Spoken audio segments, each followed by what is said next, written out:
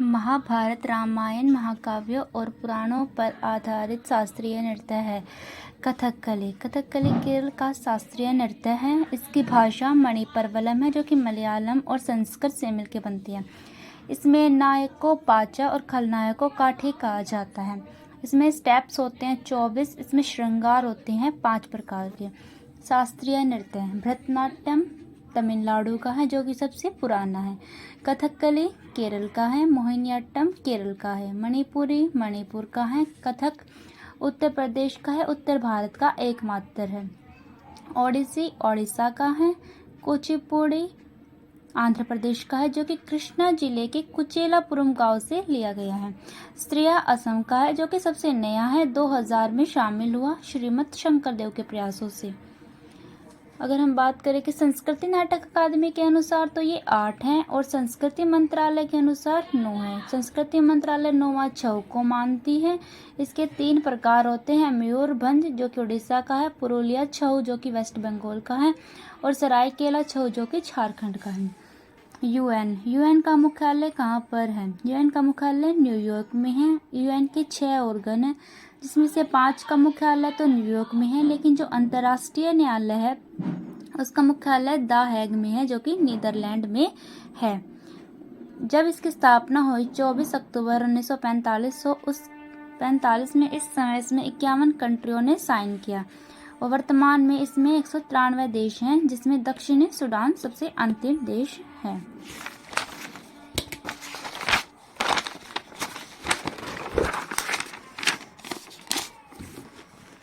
UN में chapter 19 है और आर्टिकल 111 है। यूएन सुरक्षा परिषद में 15 सदस्य हैं।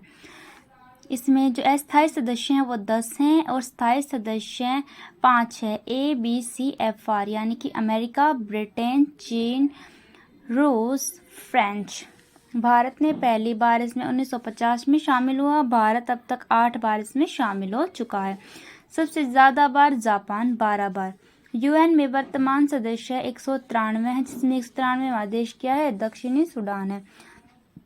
अल्फ्रेड नोबल की स्थापना। अल्फ्रेड नोबल ने किसकी स्थापना करी थी? उसने करा था, किसका आविष्कार किया था? डायनामाइट का। अल्फ्रेड नोबल का जन्म 1833 में, मृत्यु 1896 में, और ये कहाँ का रहने वाला था? स्वीडन का। इनकी जो घोषणा है वो अक्टूबर में की जाती है नोबेल पुरस्कारों की, और दिए दिसंबर में जाते हैं। जो सभी हैं वे स्टॉकहोम में दिए जाते हैं, लेकिन जो शांति का है वो नॉर्वे में ओस्लो में दिया जाता है, जो कि स्टॉटिंग संसद के द्वारा दिया जाता है। नोबेल प्राइज की घोषणा सबसे पहले 1900 में हुई थी। पहली बार ये 1901 में दिए गए थे। शुरू में ये 5 फील्ड में दिए जाते थे: फिजिक्स, केमिस्ट्री, मेडिसिन, लिटरेचर और पीस। 1969 में 6वां शुरू हुआ, जो कि इकोनॉमिक्स में दिया जाने लगा। सबसे कम उम्र में ये मलाला यूसुफजई को और सबसे अधिक उम्र में गुड इनफ को दिया गया था। भारत में हवाई परियोजना।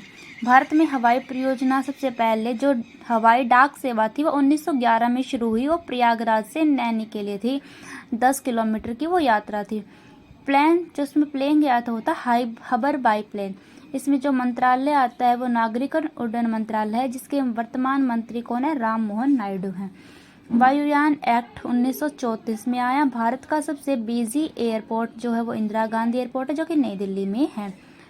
1932 में टाटा एयरलाइंस की स्थापना हुई, जिसे बाद में 1940 में एयर इंडिया नाम दे दिया गया। भारत का पहला हवाई अड्डा जुहू मुंबई में है। भारत का सबसे बिजी जो है वो इंदिरा गांधी है, जो कि नई दिल्ली में है। सबसे बड़ा जो है वो है राजीव गांधी एयरपोर्ट, जो कि हैदराबाद में है। 100वां एयरपोर्ट पाक्यांग, जो कि सिक्किम में है। सौर ऊर्जा से संचालित पहला, जो कि पूरे विश्व में पहला है, वो कोचीन में है, जो PPP मॉडल पर आधारित, यानी कि प्राइवेट पब्लिक पार्टनरशिप। जनगणना 2011 के दशक के दौरान जनसंख्या वृद्धि का जो परसेंट था वो कितना था? 2001 से 2011 तक 17.64%। सबसे ज़्यादा दशकीय वृद्धि वो 1961 से 1971 के दशक में हुई, जो कि 24.80% थी। सबसे कम जो कमी यानी कि कम हुई है 1911 से 1921 में हुई है, जो कि -0.31% थी। घनत्व, इसमें जो जनसंख्या घनत्व है वो 382 था। लिंगानुपात 943 था।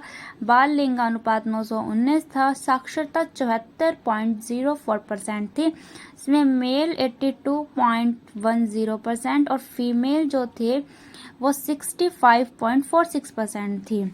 सबसे ज़्यादा जो जनसंख्या वो यूपी में और सबसे कम जो है वो सिक्किम में पाई जाती है। इसमें जनगणना आयुक्त कौन थे? सी चंद्रमौली। और इसमें जो डाटा पेश किया गया था वो 31 मार्च 2011 को पेश किया गया था। गीतांजलि श्री की बुक, गीतांजलि श्री की जो बुक है वो है रेत की समाधि। इसको इंग्लिश में ट्रांसलेशन किया था डेजी रॉकवेल ने। इंटरनेशनल बुकर मेला गीतांजलि श्री को रेत की समाधि के लिए 2022 में। इसकी जो अन्य बुक है वो है टिरोहित बुक और the empty space. International Booker की शुरुआत 2005 में और बुकर या मान बुकर पुरस्कारों की शुरुआत 1969 में की गई।